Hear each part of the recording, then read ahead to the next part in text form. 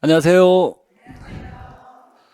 자, 이제 우리 새로운 과정이 시작됐네요. 기출 분석 과정이죠. 기출 문제.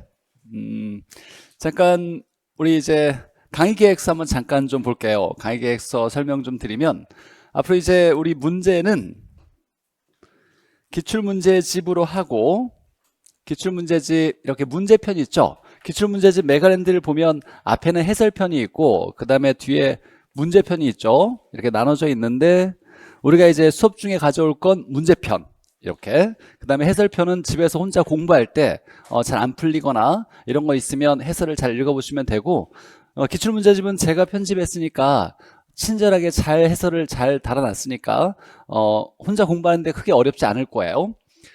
자, 그리고 이제 요약 정리는 스마트 학기론 핵심서로 우리 1, 2월달 기본 이론 과정에서 스마트 학기론을 공부했었죠. 스마트 학기론을 가져오셔도 괜찮고 아니면 제가 칠판에 띄워가지고 PPT를 만들어서 설명할 거니까 다시 한번 쭉 보면서 정리하고 이해하지 못했거나 암기가 덜 된 부분들은 체크해가지고 집에서 복습하셔야죠.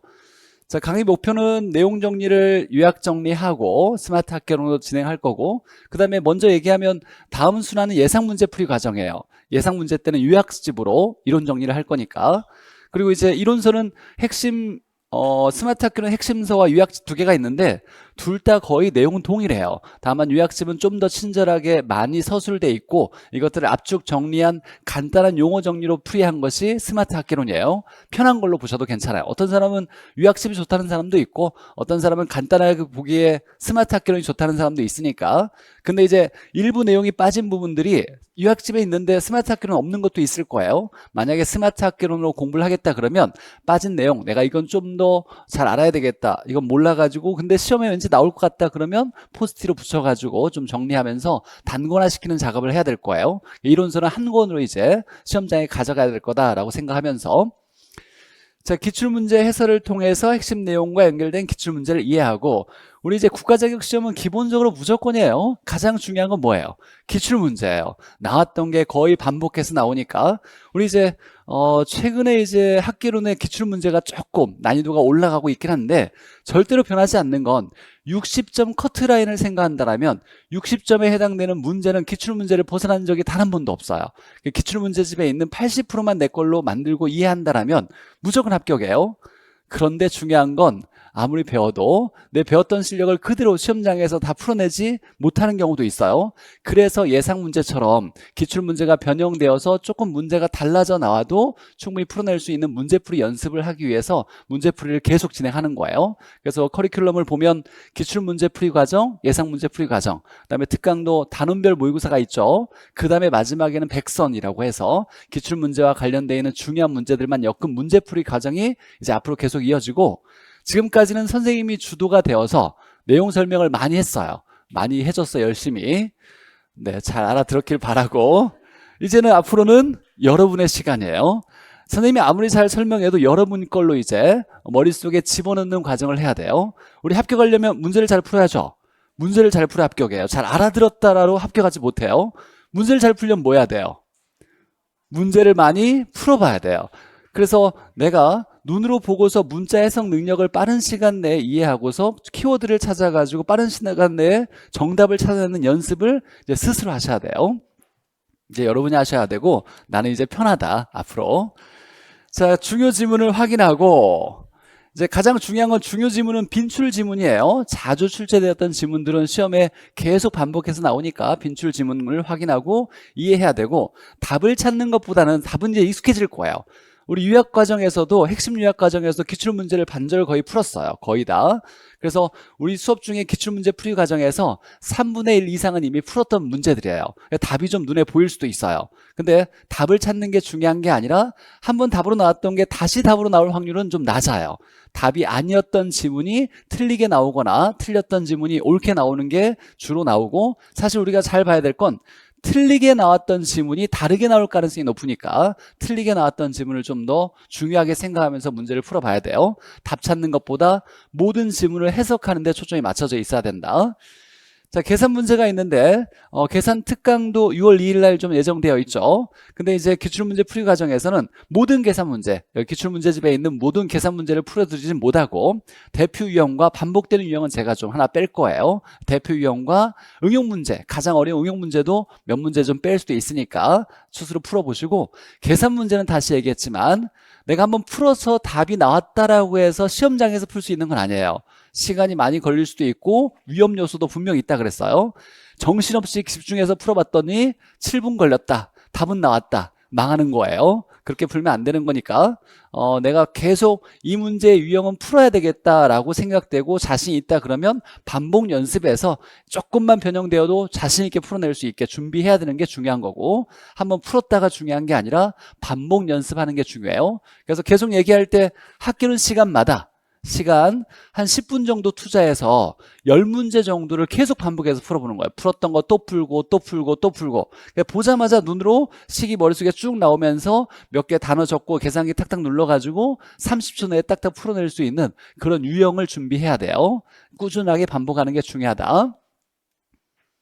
자, 학습 방법은 이론 학습이 부족하다라면, 제가 보기엔 다 부족해. 다 부족한데 그래도 정말 부족하다 그러면 핵심 이론 강의를 다시 한번 수강해서 수업 전에, 만약에 오늘 감정평가인데 오늘 뭐 지났으니까 다음에 만약에 투자론 공부한다, 경제론 공부한다, 금융론 공부한다고 했을 때 그런 단어는 핵심 요약 강의를 다시 한번 듣고 오시면 도움이 많이 될 거니까 다시 듣고. 근데 주의해야 될 건 강의만 많이 듣는다고 해서 내게 되는 게 아니에요.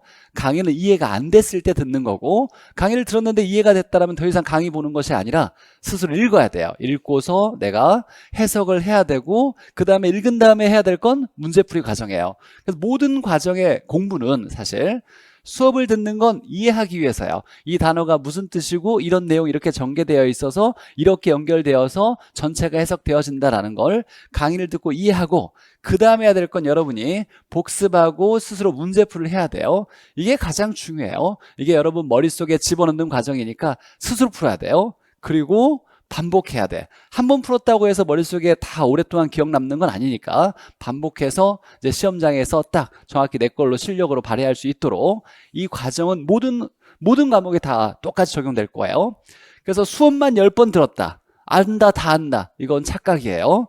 수업만 들은 건 그냥 아는 거 같은 거고, 이제 진짜 머릿속에 집어넣는 과정은 이 과정이 스스로 여러분이 복습하고 문제를 풀어보셔야 돼요.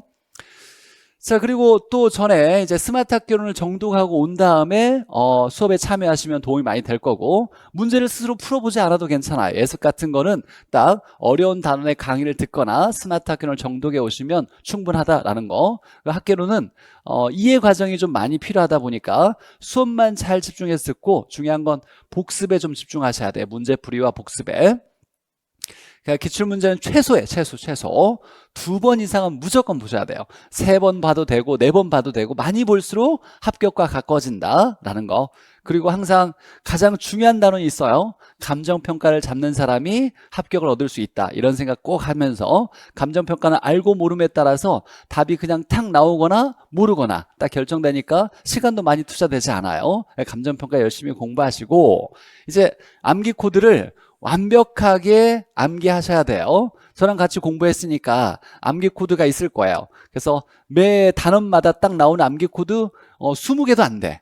그러니까 딱 그 단원 시작할 때마다 역시 계산 문제 풀고 암기 코드 한 5분 정도 시간을 들여서 쭉 반복하면서 이런 암기 코드가 문제에 적용되겠다라고 생각하면서 암기 코드 외우셔야 되고, 밴드에 가입하셔서 기출문제를 하루에 2문제씩 꾸준하게 풀어보면 짧은 시간 짬 내서 활용하는 데 도움이 많이 될 거다라는 거고. 자, 미리 예고했듯이 1주차 때부터 감정평가론을 할 거예요. 우리 이제 며칠 전에 감정평가 이론 정리 끝났으니까 머릿속에 그래도 좀 남아있을 거야. 그래서 남아있던 내용을 그 문제풀이에 적용해가지고 하면 감정평가를 좀 정리하는 데 도움이 많이 될 거예요. 자, 그래서 1주차에 다 못 끝낼 거고 2주차에 일부 좀 시간을 들여서 2주차까지 해서 감정평가 한 다음에 그 다음부터 이제 총론부터 쭉 내려갈 거라는 거, 이렇게 흐름 돼 있다. 암기 코드 34에 보니까 40% 정도가 출제가 되었어요. 몇 개 안 나오는 것 같지만 사실은 답이 아닌 지문까지 포함하면 굉장히 많이 나온 거예요.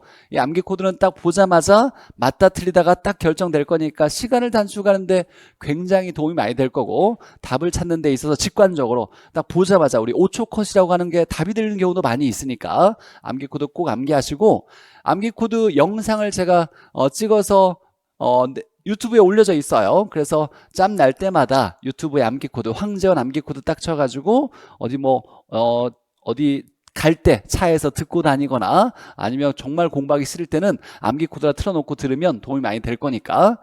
그리고 이제 암기 코드의 이 자료는 메가랜드 홈페이지에 학습 자료실 황재원 교수 페이지에 들어가면 학습 자료실이 있어요. 거기서 출력하실 수 있고, 밴드의 공지사항을 찾아보시면 덕에도 역시 출력하실 수 있는 파일이 올려져 있으니까 출력하셔서 여러 개 출력하셔서 가까운 곳에서 놓고서 자주 보셔야 돼요. 식탁에도 놓고 화장실에도 놓고 차에도 놓고 계속 놓으면서 틈날 때마다 보시면 학교로는 금방 정립될 거니까, 학교로는 많은 시간 투자하지 않아도 고득점 맞을 수 있는 효자 과목이에요. 너나 그렇게 생각하지? 라고 생각하겠지만 분명히 그런 생각 드실 거예요. 자, 네이버 밴드 확인하셔가지고 들어가시면 나중에 이제 요즘 바빠가지고 심기일전을 많이 못하고 있는데 좀 어렵다라고 얘기하는 건 심기일전에서 무료 특강으로 제가 따로 이제 포인트 특강을 해줄 거예요, 라이브로. 그리고 35회 감정평가사 1차 시험을 봤어요, 4월 달에. 나중에 틈 날 때 감정평가사 부동산학 원론 문제를, 우리 공인중개사 시험과 관련된 것들을 한 28문제, 30문제 정도를 제가 풀어 드릴 거니까 그때 한번 활용하시고. 자, 보죠, 이제. 자, 먼저 우리 이제 페이지가 126페이지 될 거예요. 문제편. 이제 문제편으로 공부를 할 거고. 그리고 가능한 수업 중에 집중하셔서 듣고 답을 체크하실 필요는 없어요. 답은 나중에 집에 가서 복습하실 때 체크하시고, 만약에 수업 들으면서 이해 안 되는 것만 옆에 지문에 체크하거나 아니면 간략히 내용 정리하시거나 그렇게 하시면 되고. 자, 그 다음에 지금 이제 여기 PPT 열려져 있는 건 스마트 학개론 내용이에요. 스마트 학개론의 테마, 여기에 관련된 거 먼저 이론 정리 간단히 하고 문제 적용해서 풀 거니까 수업만 집중해도 사실 스마트 학개론 다 배웠던 거니까 잘 집중해서 듣고 문제 적용하면 답이 보이는 경우가 굉장히 많이 있을 거예요. 자, 먼저 보죠. 가치와 가격. 가치와 가격에서 원래 이제 가치와 가격은 동일한 표현으로 썼어요. 부동산 가치가 부동산 가격이다 라고. 자, 근데 엄밀히 얘기하면 가치와 가격이 좀 차이가 있더라 라고 했을 때 가치의 정의 반드시 외워야죠. 장래 편익을 언제 가치로? 현재 가치로. 얘가 중요한 거죠. 현재 가치로 환원하는 값이다. 그래서 가치는 말이 없어도 현재 값이에요. 말이 없어도 현재 값이다. 그래서 가치의 가장 중요한 개념은 현재값, 현재값. 장래 편익을 현재 가치로 당겨온 값이죠. 우리 가치에서 비롯된 감정평가 방법이 있어요. 뭐가 있을까요? 이것 봐. 가치로부터 비롯된 감정평가 방법. 수익환원법이죠. 왜들 그래? 수익환원법 맞죠? 수익환원법. 이때 수익환원법은, 이 수익은 무슨 수익? 장래 순수익이나 같은 말로 미래 현금 흐름을 뭐하여? 환원하여 가액을 구하는 거죠. 가격을 산정하는 수익 방식의 가격 정하는 걸 수익환원법이죠.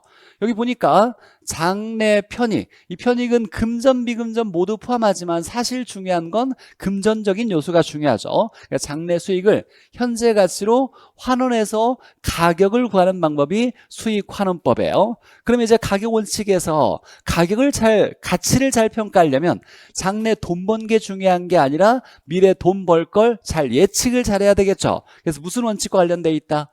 예측의 원칙과 관련돼 있다. 예측의 원칙이었고, 이게 토지의 특성 중에 부부연계가 있는데 장래 수익을 보장하는 건 무슨 성? 영속성. 영속성. 이게 올해 감정평가사 시험에 나왔던 지문이에요. 예측의 원칙, 수익환원법은 영속성과 관련돼 있다라는 거예요. 가치의 정의 외워놔야죠.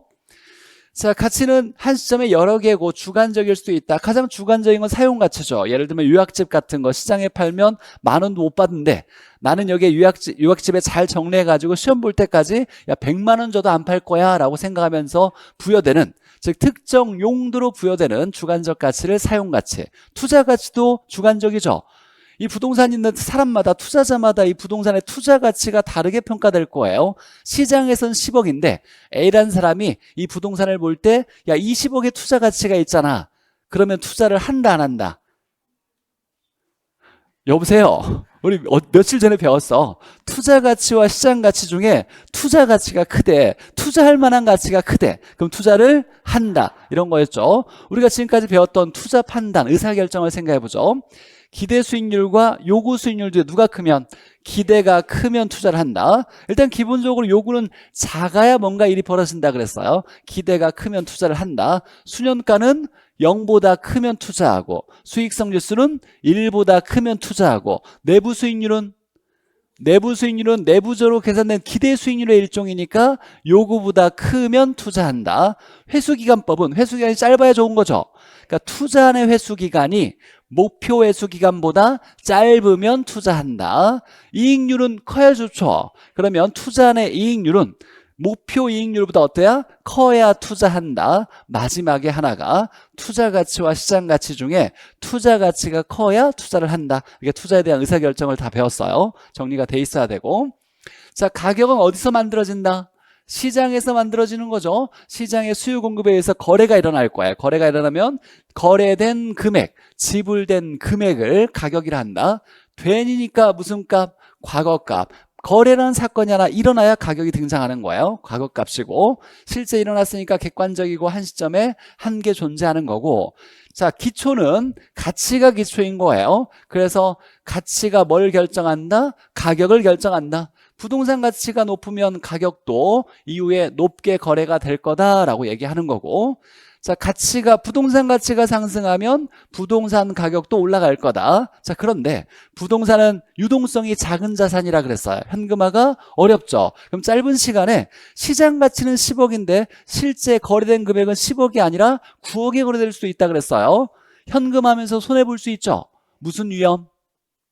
유동성 위험이 크다. 부동산은 유동성이 작아서 유동성 위험이 크다 그랬죠. 그러니까 단기적으로는 차이가 날 수 있다. 괴리될 수 있다. 오차가 발생한다. 근데 충분한 시간 동안에 정상적인 거래가 일어나면 결국 가치와 가격은 일치하는 경향을 보인다라고 했고, 자, 화폐 가치가 나오면 이건 속임수라 그랬어요. 우리가 화폐 가치는 딱 한 군데에서 배웠어요. 인플레이션 발생하면 화폐 가치가 하락하고 물가가 상승한다. 그럼 화폐 가치와 가격은 무슨 관계? 반비례 관계예요. 그래서 화폐 가치가 상승하면 물가, 부동산 가격은 뭐한다? 하락한다. 화폐 가치는 속임수다라는 거. 자, 시장 가치. 가치가 여러 개 있는데 기준되는 가치가 있어요. 감정평가할 때 기준되는 가치는 시장 가치. 중요하죠. 시장 가치. 자, 시장 가치 암기에 시장통이라고 외웠어요. 자, 그러면 시장 가치는 무슨 시장에서? 통상적인 시장에서 얘가 가장 중요하고, 충분한 시간 동안에 공개된 다음에 전문가가 아니라 정통한 잘 알고 있는 당사자 사이에 자발적인, 거래되었을 때 가장 높은 가격을 의미하는 것이 아니라 거래될 가능성이 높은 가격을, 이걸 시장가치라 그래요. 가능성이 높은 가격을 시장가치라고 한다. 자, 원칙은 시장가치예요. 근데 원칙대로만 하는 건 아니다 그랬어요. 그럴 만한 이유가 있으면 다르게도 할 수 있어. 시장가치가 아닌 외의 가치로 할 수 있다라고 그랬죠. 그래서 예외적으로 시장가치, 외의 가치로 평가할 수 있는 조건 외워놔야 돼요. 첫 번째, 법령의 규정. 두 번째, 의뢰인 요청. 세 번째, 사회통념상 필요가 나오면 시장가치가 아니라 시장가치, 외의 가치로 우리가 감정평가할 수 있다. 그 원칙에서 벗어났으니까 이 시장가치, 외의 가치가 법에 적합한지를 따져봐야죠. 그래서 적법성을 검토해야 한다. 만약에 적법성을 검토했는데 적법성이 결여됐어. 그럼 거부하거나 철회할 수 있다. 단 법령에 규정이 있을 때, 자, 보니까 여기에 법령에 규정이 있다 그랬죠? 법령에 규정이 있을 때는 적법성 검토를 뭐 할 수 있다? 생략할 수 있다. 법에 있는 대로 했으니까 적법성을 따지지 않아도 괜찮다라는 얘기였어요. 그래서 시장가치 원칙 기억해놔야 되고, 자, 여기가 똑같은 것들이 여기 있어요. 한번 보죠. 자, 감정평가 기초에서 페이지는 막 넘겨보고서 막 찾으려고 하지 않아도 괜찮아요. 이 칠판 보고 PPT로 정리된 걸 좀 머릿속에 생각하고, 이게 떠오르지 않거나 전혀 낯설면 다시 체크했다가 나중에 책을 찾아보고 집에서 복습하셔야 돼요. 자, 전제 조건에 따라서 감정평가를 분류할 때 원칙은 현황평가예요. 현 상황 그대로 평가하는 거죠. 이용 상황을 그대로 기준해서 평가해라가 현황평가예요. 그래서 현 상태 그대로 평가하는 거. 자, 기준 시점이 감정평가 기준되는 날짜죠. 기준 시점에서 현 상태 이용 상황을 기준으로 평가한다가 원칙이다라는 거예요. 이때 공법상의 제한은 받는 상태여야 되죠.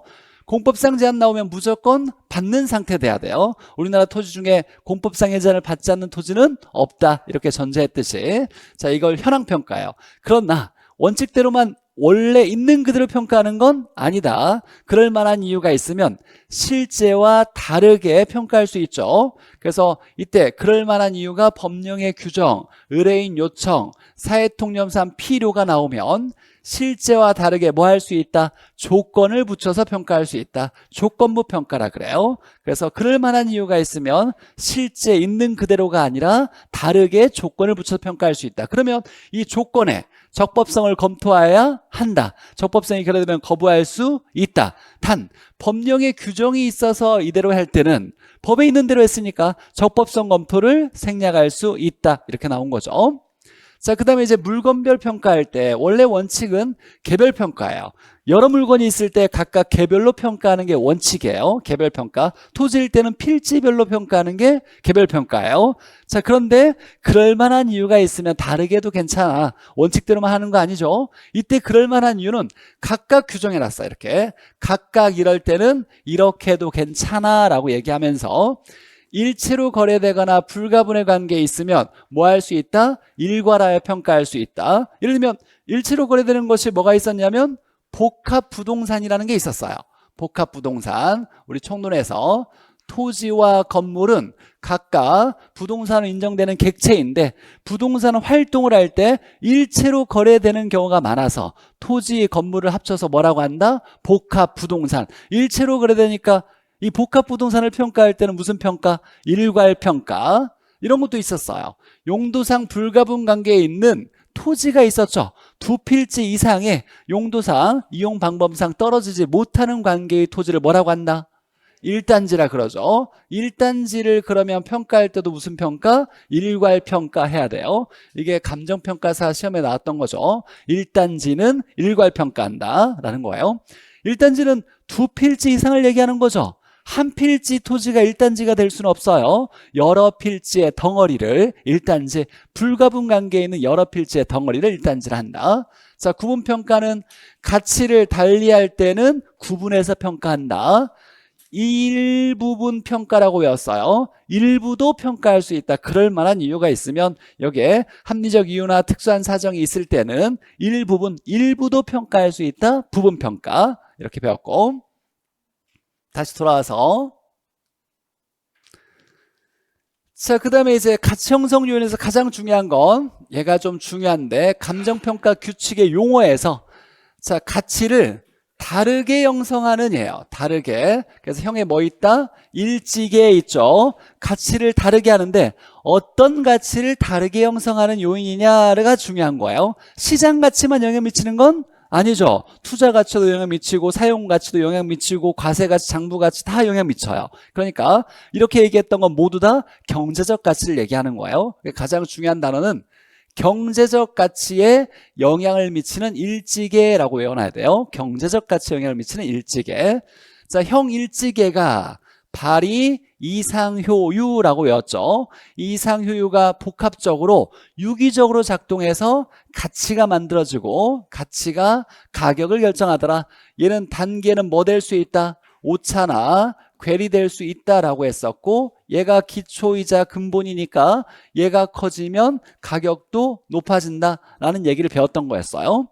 자, 이전성은 소유권 이전 가능성, 상대적 수성은 수요에 비해서 공급이 부족하다, 효용성은 만족을 주는 정도가 있어야 돼요. 근데 용도에 따라서 부동산의 용도에 따라서 효용성이 달라요. 주거용은 쾌적성, 상업용은 수익성, 공업용은 생산성. 우리가 이제 주거용 하나 외웠어요. 주거용은 쾌적해서 좋아유, 좋아유 이렇게 외웠어요. 그래서 쾌적성, 조임대차, 임대차 형식에서는 총임대차, 조임대차, 임대료에 모두 포함되어 있어요. 유지비, 수선비, 보험료 이런 것들이 다 포함되어 있는 거 조임대차. 유는 뭐예요? 유대성이죠. 임차인을 선정하는 기준은 유대성 있는 임차인이 좋더라라는 거였어요. 아파트 임차인인데 사람을 싫어해, 걔만 좋아해, 그러면 문제가 될 수 있다 그랬어요. 그래서 잘 어울리는 유대성이 중요하다. 주거 쾌적해서 좋아유 이렇게 외워야 되고, 자, 유효수요는 능력을 갖춘 걸 유효라 그러죠. 구매력 갖춘 유효수요가 있어야 가치가 크게 발생하는 요인이 되는 거고, 얘들이 유기적으로 작동해서 가치, 가격 이렇게 영향을 미치더라. 자, 형 일찍의 발 이상 효유 이렇게 외워놔야죠. 가장 중요한 건 얘예요. 경제적 가치에 영향을 미치는, 이 단어 이제 앞으로 수십 번 나올 거예요. 그냥 흘러가면 안 되고 형 나오면 경제적 가치에 영향을 미치는 일찍의 경제적 가치 형성 요인이에요. 자, 그럼 이제 문제 한번 풀어봅시다.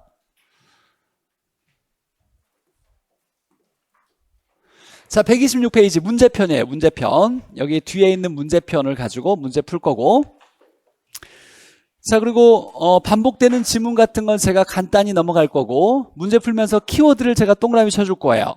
여러분들은 이제 바로 이걸 따라서 할 필요는 없어요. 복습할 때 중요하다고 생각하는 키워드를 연습을 해봐야 돼. 이렇게 동그라미를 치다 보면 여러 번 계속 반복하다 보면 나중에는 딱 가장 중요한 키워드를 여러분이 찾게 될 거예요. 그래서 모든 문장의 단어들이 다 중요성을 가지고 있는 건 아니에요.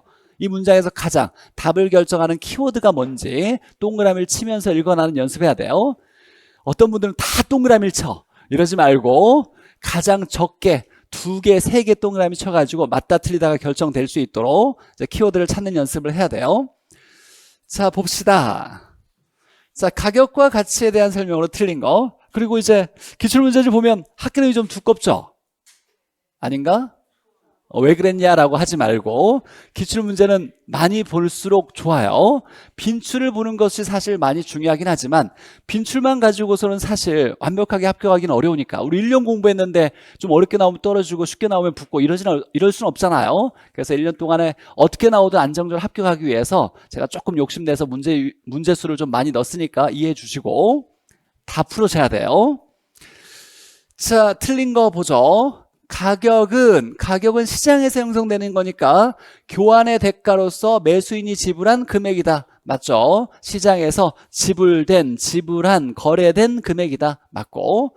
자, 가치는 효용에 중점을 둘 수 있죠. 사용가치 같은 거, 투자가치 같은 거 주관적일 수 있고 효용에 중점을 두며, 자, 장래 편익은 금전, 비금전을 모두 포함한다. 맞아요. 유형적, 무형적 모두 포함하고 금전, 비금전 모두 포함해요. 물론 중요한 건 금전적인 게 중요하지.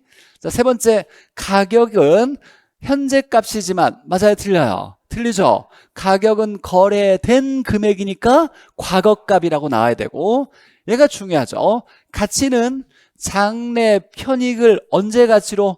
현재 가치로 환원한 값이죠. 예상한 미래값이 아니라 환원한 현재값, 환원한 현재값이에요.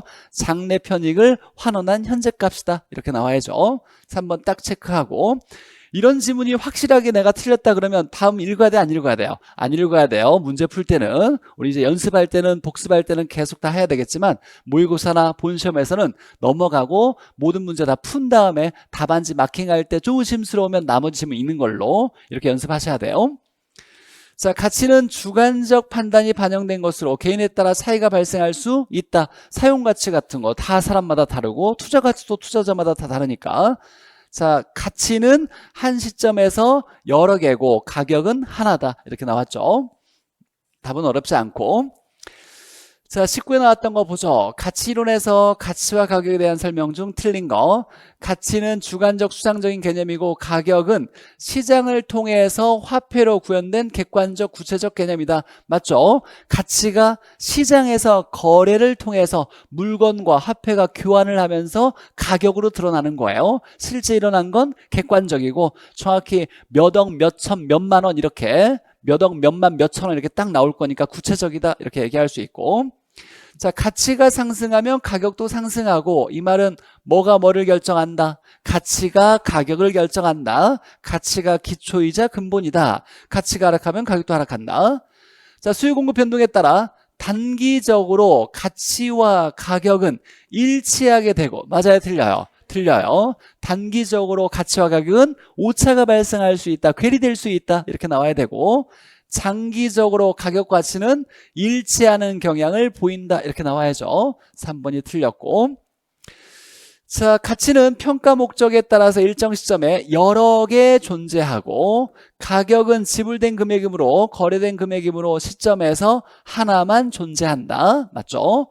자, 가치는 장래 유무형 편익을 이때 금전 비금전 모두 포함하고 유무형 모두 포함하는 거예요. 장래 편익을 언제로? 현재 가치로 환원하는 값이다. 중요한 정의죠.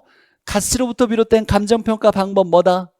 수익환원법. 무슨 원칙과 관련되어 있다? 예측의 원칙. 토지의 특성은 뭐? 영속성. 이렇게 딱 네 가지가 묶여 다녀야 돼 이제. 그리고 얼마 전에 배웠고 또 기출지문 특강까지 들었던 분이라면 이제 기출문제 푸는 게 굉장히 좀 수월해질 거예요. 그리고 혹시나 복습할 때 기출지문 특강도 들었던 분이 있다라면 기출문제 풀고 기출지문도 다시 한번 복습하면 아마 기출문제를 해석하는데 딱 이번 과정이면 충분할 거예요. 그러면 이제 시간적 여유가 있을 거니까 어려운 단원만 학계론을 앞으로 좀 보충하고 좀 부족한 과목이 있겠죠. 뭐 공법이나 이제 2차 중개사법 이렇게 열심히 해야 되니까 공시세법도 이제 해야지 열심히. 그냥 계속 놀 수는 없어. 지금까지는 딱 1차 열심히 했던 거예요. 1차 열심히 했으니까 2차도 이제 집중할 거고. 자, 틀린 거 보죠. 감정평가 규칙상 물건에 대한 평가는 시장가치로 결정하는 걸 원칙으로 한다. 시장가치 기준이죠. 기준가치가 시장가치다. 맞고. 자, 화폐가치가 나왔어요. 얘가 나오면 속임수라고 했어요. 인플레이션 생각해야 돼. 화폐가치 하락할 때 물가가 오른다 그랬죠. 그러면 물가와 화폐가치는 반대로 움직여야 돼. 화폐가치가 상승하면 가격은 뭐 한다? 하락한다 라고 나와야 돼요. 그래서 얘가 틀렸고. 근데 뒤에 지문을 보니까 가치가 상승하면 가격도 상승한다. 이건 맞아요? 얘는 맞아요. 이때 가치는 부동산 가치가 상승하면 부동산 가격도 상승한다라는 얘기고 얘 앞에는 화폐 가치를 얘기하는 거예요. 부동산 가치가 아니라 화폐 가치. 인플레이션 생각하면서 떠올라야 될.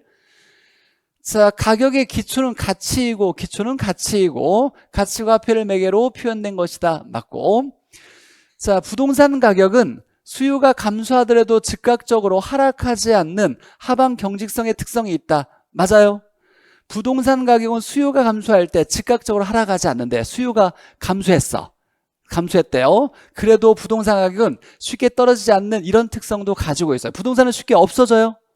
없어지지 않죠. 오래 가기도 하고 쉽게 만들기도 어려워요. 부동산은 변동이 없으니까 가격이 쉽게. 물론 뭐 이건 사실 우리가 중요한 지문이라고 볼 건 없고 한 번 나오고 그 뒤로 한 번도 나온 적이 없는 지문이니까 크게 생각하지 않아도 돼요. 우리가 이제 부동산의 경기 변동의 특성에서 이건 배우지 않았어요. 다시 나오지 않았던 지문이니까 너무 크게 생각하지 말고. 자, 부동산 시장은 불안정 경쟁이지만 가격은 일반적으로 시장의 경쟁에 의해서 결정되므로 소비자 생산에 좋은 얘기예요. 의사결정을 하는데 중요한 역할이다. 이런 것도 사실 이 지문이 사실 여기에서 인플레이션 딱 생각하면 답이 나오는 거니까 쓸데없는 지문을 놨고 이런 것들은 크게 안 봐도 괜찮다. 제가 이렇게 체크하는 것들은 너무 크게 중요하게 생각하지 않아도 괜찮아요. 해석하지 않아도 괜찮다. 자, 4번 보죠. 34회, 33회 나왔던 거. 시장가치 기준 보죠. 자, 감정평가액은 시장가치를 기준으로 결정한다. 맞죠? 시장가치 원칙이죠. 자, 두 번째 보니까 얘가 중요하죠. 법령에 규정이 있을 때라고 나왔으니까 시장가치예요. 시장가치 왜예요? 시장가치 외라고 나와야 돼요. 그래서 시장가치 외의 가치를 기준으로 결정할 수 있다. 얘가 중요하죠. 첫 번째 법령의 규정이 있을 때. 자, 3번에 보니까 특성에 비추어서 사회통념상 필요하다고 인정되는 경우라고 나왔어요. 이건 세 번째죠. 그럴 만한 이유가 있을 때. 그럼 이것도 마찬가지로 시장가치 외의 가치를 기준으로 평가할 수 있다. 맞고. 자, 네 번째 보니까 의뢰인이 요청하여 라고 나왔어요. 역시 이것도 특별한 조건이죠. 예외적으로 평가할 때 두 번째였어요. 의뢰인이 요청할 때. 그럼 시장가치 외의 가치로 평가할 수 있는데 이때 시장가치 외의 가치의 성격과 특징을, 여기에 중요한 건 적법성을 얘기하는 거예요. 적법성을 검토해야 돼요? 안 해도 돼요? 해야 돼요. 검토하지 않는다가 아니라 하여야 한다. 검토하지 않을 때는 딱 하나 있었어요. 뭐? 법령의 규정이 있을 때 법에 있는 대로 했으니까 적법성 검토를 생략할 수 있다. 이렇게 나오는 거고. 4번이 틀렸고. 자, 5번에 시장가치 외의 가치를 기준으로 할 때는 적법성이 결여되어 있을 때, 자, 적법성을 검토했는데 적법성이 결여되면 뭐 할 수 있다? 거부하거나 철회할 수 있다. 이렇게 나와야죠. 자, 간단히 볼 수 있어야 되고. 자, 5번 보죠. 23회에 나왔던 거. 자, 사용가치는 이라고 나왔는데 시장에서, 얘가 별표예요. 시장에서 매도되었을 때 형성될 수 있는 교환가치와 유사하다. 교환은 어디서 일어나는 거예요? 시장에서. 뭐와 뭐가? 물건과 화폐가 교환이 일어나는 거죠. 그러면 시장에서 매도되었을 때 형성될 수 있는 가치는 무슨 가치? 시장가치라고 해야 돼요. 사용가치는 특정한 용도로 사용될 때 부여되는 가치로 가장 주관적인 가치라고 나와야 돼요. 특정 용도로 사용될 때. 예를 들면 유학집이 있어. 땔감으로 쓰는 사람은 가치가 얼마일까? 한 100원이나 될까? 유학집을 얘기했을 때 땔감으로 쓴다? 한 100원 정도 가치 될 거예요. 이걸 예를 들면 재활용할 때 쓴다라면 한 500원 될 수도 있어. 근데 내가 이게 시험 볼 때까지 메모된 것들을 내가 중요하게 생각한다라면 100만 원 이상의 가치도 있겠죠. 그러니까 어떤 용도로 사용되느냐에 따라서 부여되는 가치는 사용가치예요. 특정 용도로 사용될 때 부여되는 가치, 사용가치. 그러니까 사용가치와 뒤에 내용은 전혀 일치되지 않아요. 시장가치를 얘기하는 거고. 자, 그래서 1번이 틀렸고, 자, 투자가치는 투자자가 갖는 주관적인 가치다. 투자자가 판단하는 투자할 만한 가치를 투자가치라고 얘기하고, 자, 보험가치는 그냥 그런 거고, 이건 뭐 중요한 건 아니고, 과세가치는 세금 때문에 부여되는 가치고, 자, 공익가치도 중요한 건 아니고, 이런 것들은 그냥 넘어가고, 자, 1번의 사용가치와 시장가치는 구분할 필요가 있다. 가장 주관적인 가치가 사용가치, 이렇게 되는 거예요. 그래서 1번이 틀렸고, 물론 이제 감정평가 규칙상 시장가치가 뭐냐? 감정평가 규칙상 정의되어 있는 시장가치 나오면 4가지 조건이 나와야 돼요. 무슨 시장? 통상정의 시장에서 충분한 시간 공개된 다음에 정통한 당사자가 신중하고 자발적으로 거래 가능성이 높은 금액, 이렇게 나오면 시장가치가 규정되어 있는 용어죠. 자, 6번 보죠. 조건부 평가란이라고 나왔어요. 자, 그러면 조건은 실제와 다르게 조건을 붙일 수 있다는 얘기예요. 원칙은 무슨 평가? 현황평가. 근데 그럴 만한 이유가 있으면 법령의 규정, 의뢰인 요청, 사회통념상 필요 나오면 실제와 다르게 평가할 수 있는 게 조건부 평가였죠. 자, 그래서 실제와 다르게 가정하거나 조건을 붙여서 평가하는 것을, 조건을 붙여 평가하는 걸 조건부 평가라고 한다. 맞아요. 실제와 다르게 조건을 붙여 평가하는 거, 조건부 평가. 자, 이번에 소급 평가는 어느 시점을 과거 어느 시점을 기준 시점으로 하여라고 나왔어요. 얘가 감정평가에서 가장 중요한 용어죠. 기준되는 날짜, 기준 시점. 어떻게 정한다? 가격 조사를 완료한 날, 가격 조한 날로 정하죠. 근데 기준 시점을 과거로 둘 때 평가하는 걸 뭐라고 한다? 소급 평가. 미래로 둘 때 뭐라고 한다? 기한부 평가. 기준 시점이 미래될 때는 기한부, 과거일 때는 소급 평가라고 하고. 자, 일괄 평가란 둘 이상의 물건이 일체로 거래되거나 불가분의 관계에 있을 때 일괄하여 평가하는 것을 말한다. 맞고. 자, 4번에 법정 평가는, 자, 얘도 한 번 나왔는데 법에서 정한 대로 평가하는 걸 법정평가라 그래요. 법에서 정한 대로 평가하는 거. 그래서 법규에서 정한 대로 평가하는 것을 이걸 법정평가라고 하는데, 잘 견디고 넘어왔으면 여기서 자, 대상 물건의 일체라는 말을 먼저 보면 안 돼요. 뒤에까지 쭉 봐서 대상 물건의 일부만을 평가한다고 나왔어요. 일부만을 평가하니까 무슨 평가? 부분 평가라고 나와야 돼요. 구분 평가는 가치가 다를 때 구분한다 이렇게 나와야 되고. 자, 7번 보죠. 가치 발생 요인 뭐 있다? 이상, 효, 유 있죠. 자, 보니까 대상 물건은 물리적 특성뿐만 아니라 여러 가지 공법상의 이런 소유권 법적 특성의 효용에 영향을 미치는 건 당연할 거고, 1번은 그냥 채우는 복이고, 자, 유효 수요는 구매력을 필요로 하는 것이 맞다. 필요로 하는 것이 아닌 게 아니라 유효라는 개념은 구매력을 필요로 하는 거죠. 그냥 출제자가 보너스로 줬던 지문이고, 상대적 희소성은 수요에 비해 뭐가? 공급이 부족하다는 것이다. 맞죠? 이걸 좀 더 학문적으로 바꾸면 인간의 욕망에 비해, 욕망은 수요 얘기하는 거예요. 사고자 하는 마음, 충족하는 수단이, 이건 공급 얘기하는 거죠. 욕망에 비해 충족 수단이 부족한 상태를 이걸 상대적 희소성이라고 한다. 수요에 비해 공급 부족한 걸 얘기하고, 자, 효용은 만족을 주는 정도를 얘기하는데 용도에 따라서 주거지는 쾌적성, 상업지는 수익성, 공업지는 생산성. 자, 가치 발생 요인들의 상호 결합에 의해서 가치가 만들어진다라고 나왔어요.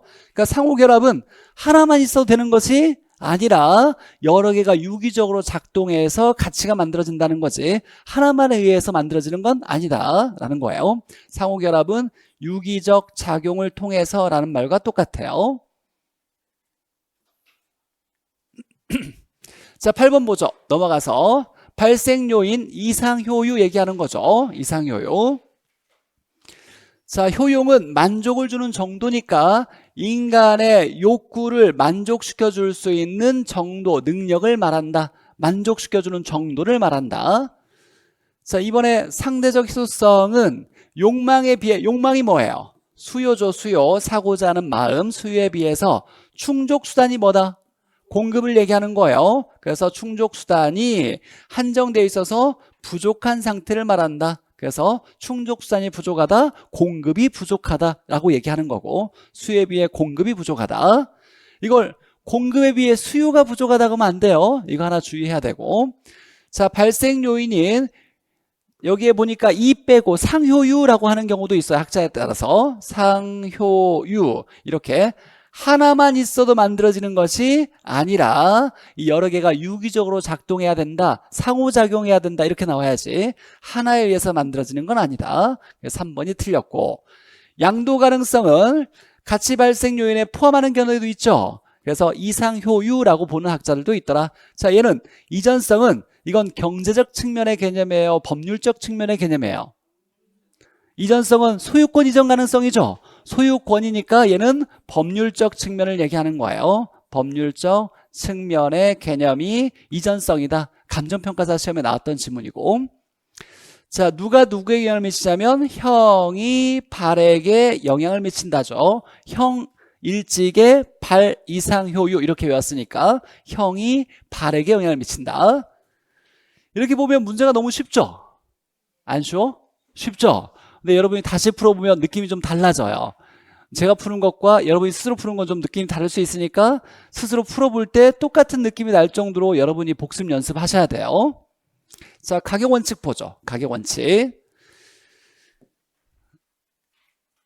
자, 가격 원칙은 우리가 딱 두 가지만 알면 모든 기출문제 풀 수 있다 그랬어요. 가격 원칙은 두 가지. 첫 번째 적합의 원칙과 그 다음에 균형의 원칙. 근데 이미 이제 암기 코드가 머릿속에 딱 박혀져 있어야 돼요. 적합의 원칙이 들어간 암기 코드가 뭐냐면 외부, 지역, 부인이 뭐한다? 경합한다. 이렇게 나와야 돼요. 이 합자가 적합의 원칙. 그럼 앞에서부터 외부는 외부 환경의 영향, 외부 효과, 외부 환경, 외부 환경, 외부 효과. 이 지역은 지역화, 국지화, 지역 분석에 사용되는 거고, 이때 부는 부동성이죠. 부동성이 없으면 인접성을 찾아야 되고, 이때 감가는 경제적 감가. 감가는 세 가지가 있었어요. 무슨 감가? 물경기. 물리적이면 눈에 보이는 거 마모 파손. 경제적이면 외부 환경에 어울리지 않아서 같이 떨어지는 거. 기능적이면 내부 구성 요소의 결합이 균형을 이루지 못해서. 내부 구성 요소 얘기하면 설계, 설비 등 이렇게 나와야죠. 자, 외부 지역 부인 경합 이렇게 연결돼서 외부 환경에 적합해야 올바른 가치 형성되고, 이게 위배되면 무슨 감가? 경제적 감가. 예를 보니까 저가주택 지역에 고급주택을 건축하면, 저가주택은 낡은 주택을 얘기하는 거죠. 낡은 주택이 있는 지역에, 낙후 지역에 새 집을 지었어요. 새 집의 가치가 많이 올라가요, 내려가요? 내려가겠죠. 정상적인 가치보다 낮을 거예요. 외부 환경과 적합하지 않기 때문에. 그래서 정상 이하로 내려가는 건 외부 환경과 어울리지 않기 때문이야 라고 얘기하는 거고, 쓰레기 소각장이 들어서면 가치가 떨어지는 것도 외부 환경에 의해서 가치 떨어지는 거니까 경제적 감가, 적합 원칙과 관련돼 있다. 무조건 경합이 관련돼 있어야 돼요. 이건 시험 문제 단 한 번도 안 나온 적이 없어. 매년 무조건 한 문제 이상 나오는 거예요. 외부 지역 부인 경합. 외웠으면 써먹어야 돼요. 이 지역이 지역 분석, 지역화, 국지화 다 부동성, 인접성. 자, 그 다음에 균형의 원칙과 관련된 암기 코드는 내부에 개 2마리가 있는데 기형적으로 잘생겼다. 내부 개개 기형 이렇게 나왔어요. 자, 내부 구성 요소 뭘 얘기한다?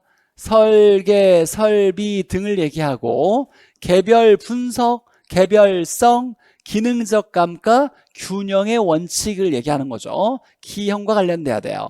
자, 그래서 보니까 자, 균형의 원칙은 내부 구성 요소인 설계, 설비, 구조 등의 결합이 올바르게 잘 결합되어야 최고의 가치가 형성된다. 이때 최고조가 된다는 것은 최유효 이용이 될 거니까 최유효 이용이 되어서 가치가 올바르게 형성된다를 얘기하는 거예요. 내부 구성 요소가 잘 결합돼야 가장 좋은 이용을 할 수 있어. 그래서 가치가 높아지는 거야. 이렇게 얘기하는 거예요. 위배되면 무슨 감가? 기능적 감가. 화장실이 한 게 적다. 뭐예요? 설계에 대한 문제예요. 설계 구조에 대한 문제. 설비로 인해서 초과 설비, 설비 부족, 초과 설비, 설비니까 다 내부 구성 요소 얘기하는 거죠. 엘리베이터가 큰 부동산과 어울리지 않았다. 엘리베이터 설비를 얘기하는 거야. 이런 건 다 기형, 기능적 감가, 균형의 원칙. 자, 2가지만 알면 모든 문제는 풀릴 거고, 이따 한번 확인해 보죠. 자, 지역 분석 외워야죠. 자, 이미 우리가 외부 지역 부인 경합이라고 외웠어요.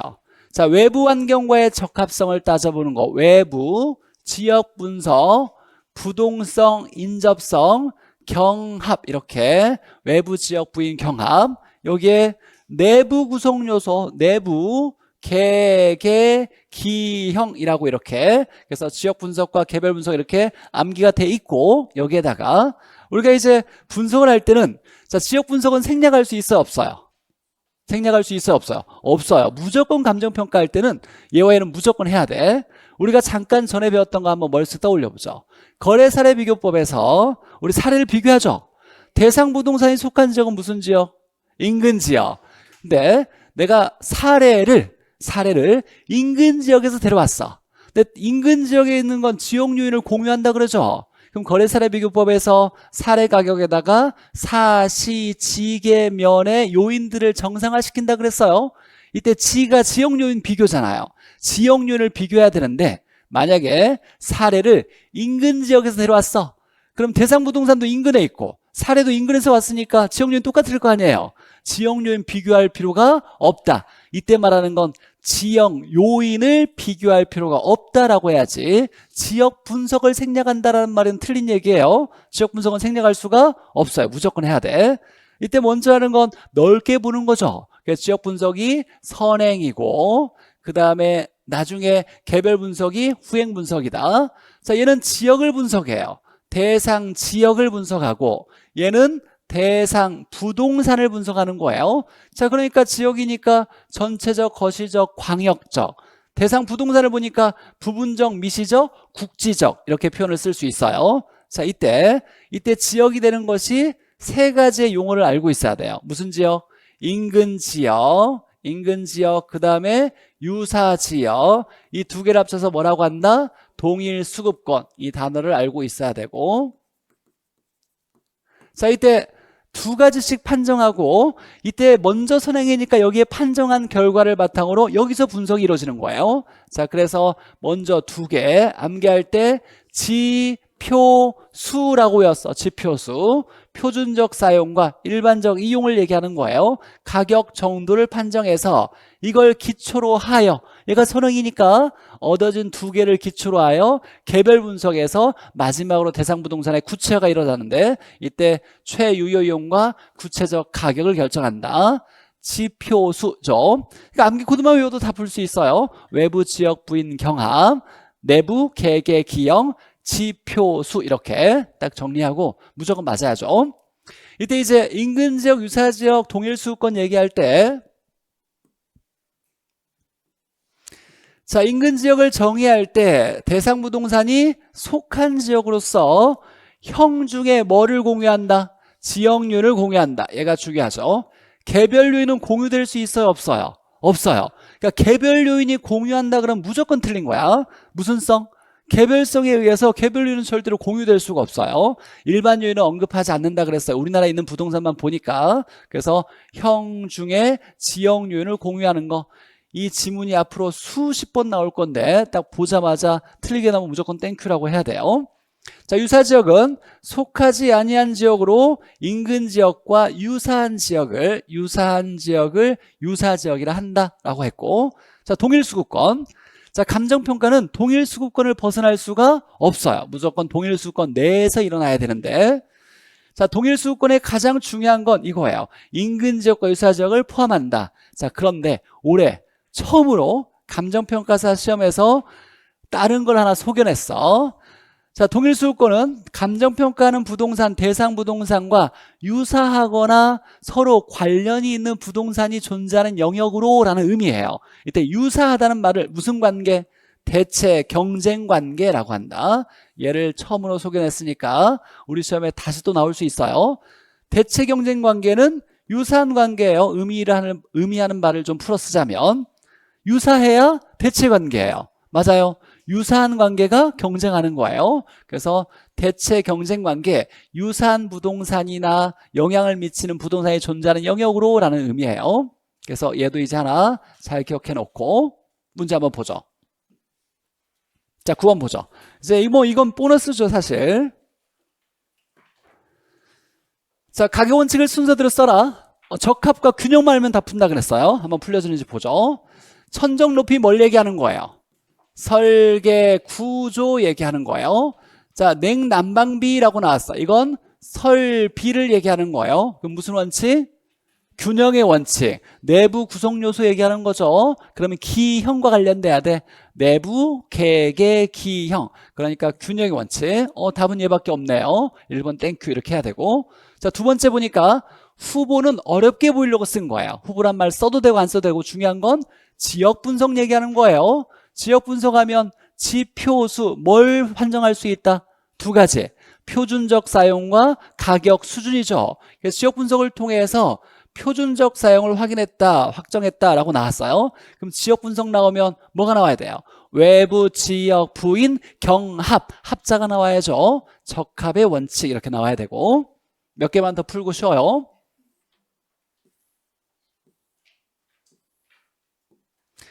자, 가격 원칙을 맞게 나열한 것은이라고 나왔어요. 경제적 감가는, 기능적 감가 나왔어요. 기형 나와야죠. 기형 나와야 돼요. 무슨 원칙? 균형의 원칙. 경 뭐가 나와야 돼요? 합 나와야 돼요. 외부 환경의 영향. 그래서 적합의 원칙. 땡큐.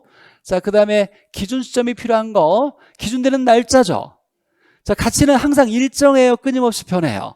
끊임없이 변하니까 감정평가하는 시점이 언제의 시점이어서 언제의 가치를 평가한 건지를 명확히 해야 돼요. 그래서 기준 시점이 필요한 건 무슨 원칙? 변동의 원칙. 가치는 끊임없이 변한다라는 얘기예요. 그래서 답은 5번이고, 이런 건 진짜 보너스로 나오는 것들이고. 11번 보죠. 자, 가격 원칙에서 들어갈 내용 옳은 거. 자, 보니까 일부분이 라고 나왔어요. 일부분이 저촉되어서 주분해서 보상평가를 한다 그랬어요. 일부분을 보상평가한다는 거죠. 그러니까 한 필지 전부가 아니라 일부분만 보상과 관련되어 있으니까 그 부분만 평가한다는 거죠. 무슨 평가? 부분평가. 자, 부분평가하고 그럼 답은 1번 아니면 2번이죠. 자, 그러면 두 번째 보니까 자, 도심 지역의 공업용지가 동일한 효용을 가지고 있는 외곽 지역의 공업용지보다 가치가 높은 것은 무슨 원칙이냐라고 나왔어요. 자, 근데 두 개가 나왔어요. 이렇게 기회비용이냐 균형이냐. 균형과는 관련이 있어요 없어요? 없어요. 균형 뭐 나와야 돼? 내부 구성 요소, 설계, 설비가 나와야 되는데 또 기능적 감가가 나왔는데 그런 거 아무것도 관련이 없어. 그럼 얘는 아니죠. 그럼 다음 몇 번이야? 1번. 야 1번 잘 모르겠는데 1번 찍었더니 나중에 보니까 맞았다. 출제자가 의도해서 낸 거예요. 단 한 번도 균형과 적합을 벗어내서 답을 낸 적이 없어요. 여기에 다른 걸 냈으면 이걸 알아야지. 근데 출제자가 이걸 냈다는 의도를 생각한다면 균형 적합은 무조건 완전 깨고 있어야 돼 라고 얘기하는 거예요. 자, 이건 기회비용의 원칙이라고 얘기해요. 자, 한번 잠깐 설명해 볼게요. 포기 대가를 얘기하는데 자, 포기 대가의 원칙이에요. 사람들은 무조건 포기한 만큼은 최소 얻으려고 해. 맞아요. 우리 요구 수익률 기회비용의 의미가 있어요. 있어? 있어 없어? 있어? 있어요. 왜 대답이 이렇게 시원찮아? 우리 요구 수익률은 투자하기 위해서 만족해야 되는 최소한의 수익률이죠. 내가 은행에 넣었더니 전혀 위험하지 않고 예금 금리를 3%를 줘. 그럼 은행에 넣는 걸 포기하고 은행에 넣지 않고 부동산에 투자하려고 그래. 그럼 최소 얼마는 요구한다? 3% 이상은 요구하겠죠. 그럼 포기한 만큼의 대가는 최소 얻으려고 할 거 아니에요. 자, 그 기회비용을 얘기하는 거예요. 포기 대가만큼은 최소한 얻으려고 한다. 무슨 얘기냐면 자, 이렇게 있을 때 여기가 도심이고 여기가 외곽이에요. 외곽인데 자, 도심에 공업용지가 있고 외곽에 공업용지가 있대요. 여기도 공장을 놓고 여기도 공장을 놨다고 보자. 임대료로 한번 생각해 보죠. 임대료로. 자, 효용이 똑같대. 그러니까 공장에서 뭔가를 만들어낸 생산성은 똑같은 거예요. 효용이 똑같은데 자, 여기에 임대료와 여기 임대료 A라고 하고 B라고 해보죠. 임대료가 똑같아야 돼요? 똑같아야 돼? 달라야 돼? 공장으로서는 만족을 주는 정도는 똑같대. 근데 임대료가 같아 달라? 어디가 비싸? 왜? 지가가 비싼 이유가 뭐였어요? 이걸 설명할 때 뭐냐면 자, 그러니까 지대 임대료가 A가 비쌀 거예요. 도심은 공장에 적합해요? 아니면 상가가 적합해요? 우리가 지금까지 내놓 배웠어. 알론소의 입찰지대.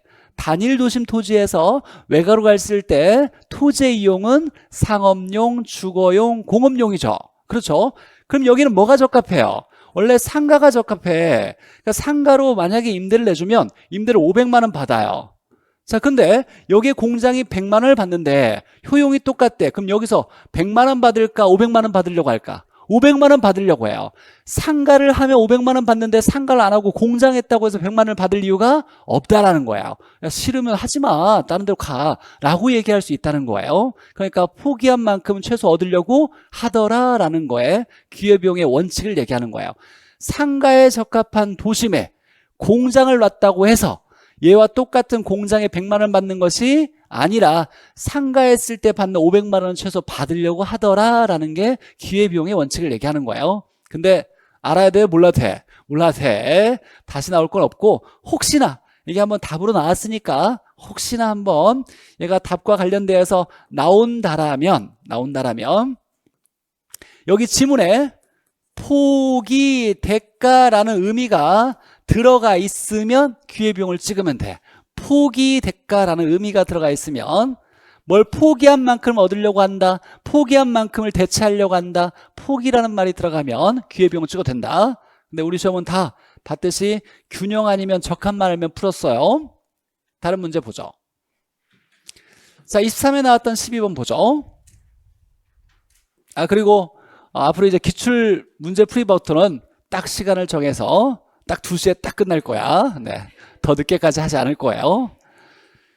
자, 가격 원칙인데 이거 나오면 먼저 뭘 찾아야 돼? 1번부터 봐야 돼? 아니죠. 균형과 적합을 찾아야 돼. 균형 적합을 먼저 찾아서 답을 찾아야 된다. 그러니까 단 한 번도 다르게 나온 적이 없으니까.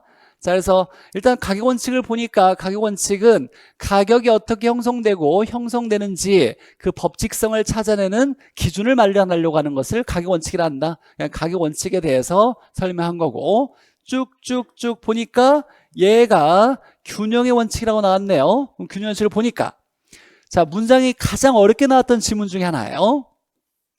자, 균형의 원칙은 하면서 여만큼이 삽입 문장이에요. 여만큼이 삽입된 문장이다. 여만큼. 자, 일단 여만큼 빼고 보죠. 여만큼 빼고. 균형의 원칙은 구성 요소에, 무슨 구성 요소? 외부예요, 내부예요? 내부 구성 요소 얘기하는 거예요. 내부라는 말을 빼고 좀 어렵게 보이려고 구성 요소란 말을 써. 구성 요소 나오면 내부 구성 요소예요. 내부 구성 요소의 결합에 따른 최유효 이용을 강조하는 것이다. 맞아요, 틀려요? 여기까지는 맞죠? 여기까지는 틀린 게 없어요. 여기까지는 틀린 게 없어. 균형의 원칙은 내부 구성 요소의 결합에 따라서 가장 좋은 이용해야 올바른 가치 형성된다를 얘기하는 거예요. 근데 삽입 문장을 보니까 내부적 관계의 원칙인 적합의 원칙과는 대조적인 의미로 라고 나왔어. 맞아요, 틀려요? 얘가 틀려. 얘가 적합의 원칙은, 얘는 내부적 관계의 원칙인 적합의 원칙, 말이 맞아요, 틀려요? 틀려요. 적합의 원칙은 내부적 관계예요, 외부적 관계예요? 외부적 관계를 얘기하는 거예요. 그래서 여기에 얘가 틀렸어. 얘가. 그럼 뭐라고 나와야 되냐면, 다시 올바르게 바꾸면 외부적 관계인 적합의 원칙과는 반대되는 의미로 균형의 원칙은 뭐다? 내부 구성 요소에 의해서 결정되는 거다를 얘기하는 거예요. 외부가 아니라 외부와는 반대로 내부에 의해 결정되는 거야 라고 얘기하는 거예요. 출제자가 의도했어요. 이 문장을 얘를 뒤에다 넣으면 어떨까요? 뒤에다 넣으면 내부적 관계의 원칙인 적합의 원칙과는 대조적인 의미로 균형의 원칙은 구성 요소의 결합에 따른 최유용을 강조하는 것이다. 이렇게 나오면 문장이 좀 쉬워요.